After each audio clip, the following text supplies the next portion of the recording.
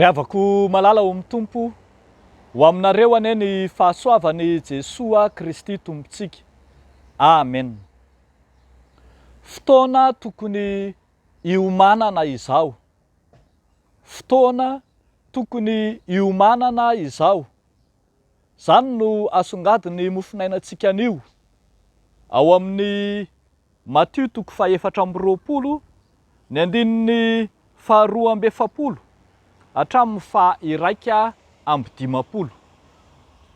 Fotoana tokony hiomanana izao. Jesoa Kristy dia manazava ny fomba fijeriny, ny fampianarana eskatolojika eto amin'ny toko 4:20 dia anazavany Jesoa Kristy ny amin'ny andravana indray any Jerosalema sy ny hiaviany indray. Teny entina ilazana ny fahatongavany izay ho farany izao tontolo izao zany, ary dia ampiomany Jesoa Kristy sahady ny mino, ny amin'ny toe-panahy, ny amin'ny fihetsika tokony hitsenana izany andro farany izany. Misy voambolana anankiroa lehibe izay zarain'i Jesoa Kristy eto, ny amin'ny hoe miambena sy ny hoe miomana, izay mitovy ihany ny heviny anambarana ny amin'izay hahavonina ny mino eo am-pahatongavany fotoana ka tsy ho tampoka aminy izany. Ambara mantsy fa tonga amin'ny fotoana tsy fantatra ny andro hiavian'ny tompo, ary ampitahaina tahaka ny fiavian'ny mpangalatra izy eto, izay tsisy fotoana hiomananao mialoha, tsisy fotoana hahafantaranao izany. Ny amin'izay tokony atao kosa, satria amin'izay ora tsy ampoizina no hahatongavan'izany, dia ny miambina sy ny miomana ka ho tsara antoka ny fiavian'ny tompo. Ambaran'i Jesoa Kristy fa isan'ny fiomanana lehibe eo amin'izany ny fanatanteranao ny asa, ny fanomponao amin'ny fotoana izay ahatongavan'ny tompo. Amin'ny fotoana izay ahatongavan'ny tompo dia ambara fa sambatra izay mpanompo miasa, hitan'ny tompony miasa raha avy izy. Mifanohatra amin'izay kosa ireo izay mpanompo heverina fa mikapoka ny namany na mihinana sy misotro miara-mihinana sy misotro amin'ny mpimamo, dia hahazo ny anjara sahaza azy.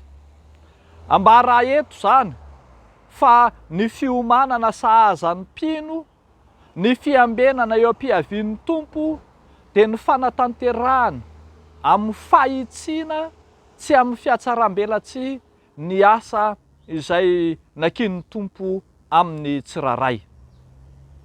Io fanatanterahana ny asa, ny fanompona izay nomen'ny tompo ny tsiraray, io no andrasana amin'ny mino rehetra mba ho vonina tsara amin'ny asa tsara rehetra raha teo ny mino. Io no fiambenana tsara indrindra. Io no fiomanana tokony ataontsika. Izany indrindra no misarika ny saintsika kristianina rehetra.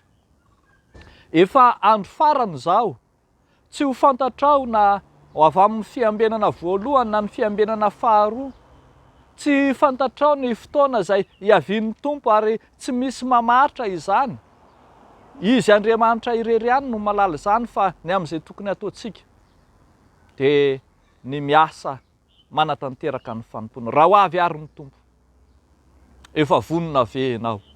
Efa sahaza amin'ny fitsenanan'ny tompo ve ny asa izay ataonao ankehitriny, ny fanompona izay tanterahanao moa mifanaraka amin'izay nanorano tompo anao ve zany ankehitriny. Moa tena manatanteraka amin'ny zotom-posy amin'ny fahitsiana tokoa ny fanompona ve isika?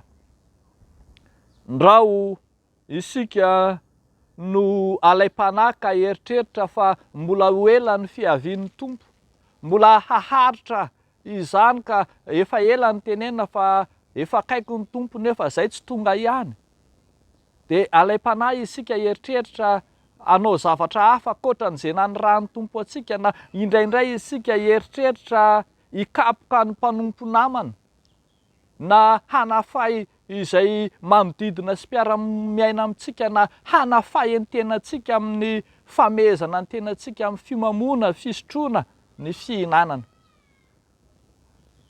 Aoka hiomana fa fotoana fiomanana indrindra izao. Aoka ho tsara fiomanana ianao fa zay tsara fiomanana no ahita ny tompo. Deo an'Andriamanitra irery any ny voninahitra. Amen. Ivavaka isika. Tompo Andriamanitra, rainay masina sy tsara indrindra, misaotra anao zay efa nampiomana anay mialoha fa ho avy ny andro hiavian'ny tomponay izay andray anay ho any aminy.